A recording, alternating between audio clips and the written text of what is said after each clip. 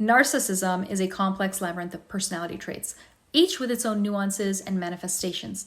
Most of us are familiar with the grandiose attention-seeking behavior of overt narcissists, but the lesser-known variant exists as well, which is the covert narcissist. Covert narcissists are masters of disguise, and they're adept at hiding their true nature behind a facade of charm and humility. And one way they manipulate and control you is through their words. So let's talk about the covert narcissists and discuss the typical phrases that they use. Now I want to preface this, they typically use this, it's very frequent. You may hear these phrases and say, oh, I might have used them, or someone I know I've used that might have used them. Are they a narcissist? No, don't jump to conclusions. I want you to listen to all of it and take it in the context of they use this a lot. What would their underlying motives be? When you see someone saying one thing and then behaving a certain way, it's important to look at the whole picture. But these are toxic things that people say, and some of them may not be obvious, whereas some of them may be obvious. But I'm going to go through 6 typical phrases. So let's go. First one is, I'm just trying to help. Now, a covert narcissist often portrays themselves as selfless helpers. They often try to insert themselves in situations, offer advice when it may not be needed or desired, or offer help. They literally insert themselves and bulldoze their way in and try to just offer their help, but also take control. So it may be a conversation 2 people are having, they force their way in and start to offer advice when the relationship and rapport isn't there yet, or they may try to insert themselves and try to be the planner of an event, and really it's not them trying to help. They're just trying to insert themselves and make themselves the superior by taking control over everything. And it's like, no, you didn't need to do that. We were doing well on our own over here. But the reason why they want to do that is to gain control and feed their ego, because that allows them to not feel like, oh, those people are forming a bond and those people are forming a bond, or these people as a group are forming a bond and I'm not in the middle and I'm not able to be the center of it. And that's why they want to insert themselves, offer to help take care of things, and then slowly take more and more control of the planning and the situation in order to be in the center, in control, and not just in control of the event, but also in control of the relationship between people. So it may seem like, oh, it's help, but it's got strings attached. And it's important to recognize someone's intentions behind their actions, because it may not be as benevolent as they claim.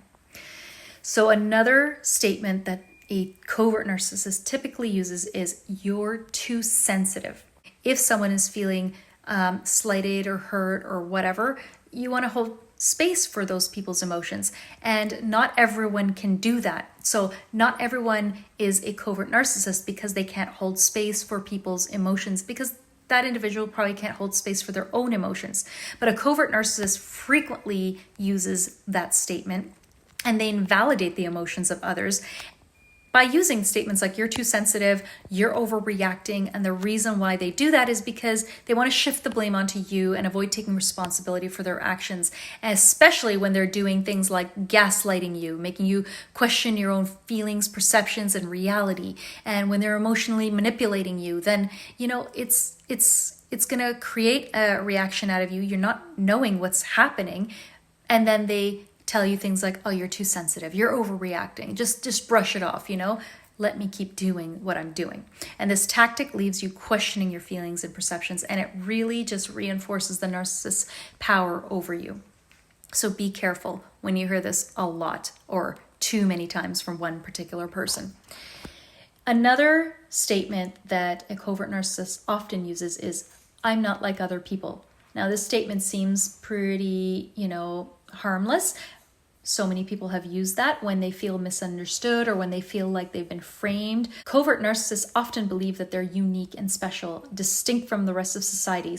So even though they may present this facade of humility, they still have an excessive sense of self-importance and a grandiose sense of self. So they may use this phrase to emphasize their superiority. And by painting this picture of superiority, they also subtly undermine the self-esteem of those around them. So they might couple the statement of, I'm not like other people, along with statements that also increase their self-image while decreasing other people's self-image with criticism and slights.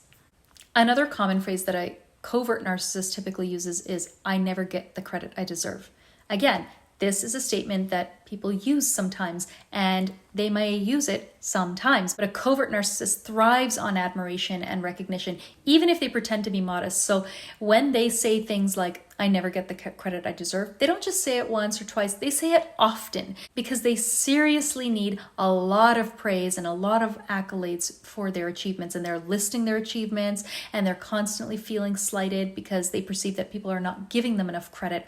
And so they're constantly seeking that validation that fuels their ego. So it's not something that, someone says occasionally and, "Oh my gosh, therefore they're a covert narcissist." No, it's something that someone says when they're constantly listing out their achievements and they're constantly saying, "I'm not getting enough attention for this," because they need so much of it, right? They need to fuel their ego. Another statement that a covert narcissist typically uses is, "You don't understand me."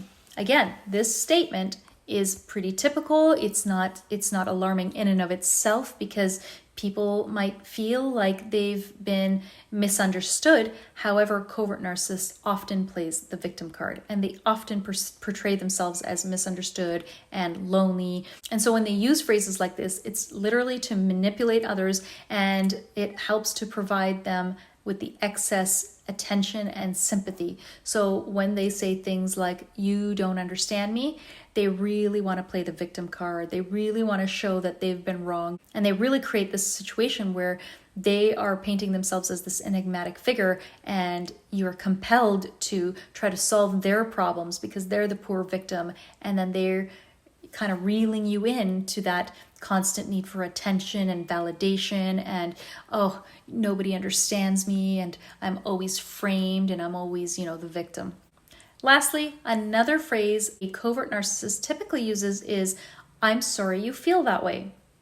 That one is my favorite because a covert narcissist, let alone any narcissist, has a difficult time taking genuine responsibility for their actions. Instead of offering a sincere apology, they often resort to deflecting blame onto you for your emotional response. By phrasing it this way, "I'm sorry you feel that way," they shift the blame back onto you to avoid true accountability. They don't want to take responsibility for their actions, so they shift the attention to your emotional reaction and they say, "I'm sorry you feel that way. You don't need to feel that way, but you're the one reacting and choosing to react that way." No consideration for their actions, none at all. It's you're the problem, your emotions are the problem. So when you look at all of that, all of these typical phrases tied together, it's a continual pattern of dismissing and not taking responsibility for one's actions and constant attention seeking.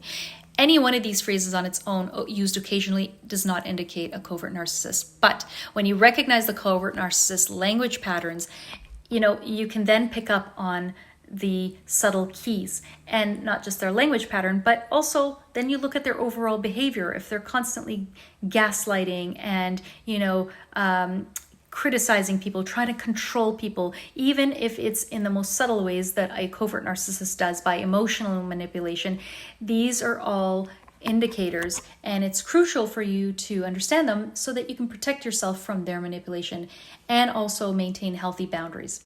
So by shedding light on these typical phrases that a covert narcissist uses and understanding their underlying motives, you can empower yourself and resist their tactics and protect your own emotional well-being. Remember, covert narcissists excel at emotional manipulation and they maintain a carefully crafted facade. So if you suspect someone in your life may be exhibiting these traits, it's important to trust your instincts and seek support from close family and friends, trusted family and friends, or a mental health professional. By building awareness, it's the first step you can take towards safeguarding your emotional health and reclaiming your power.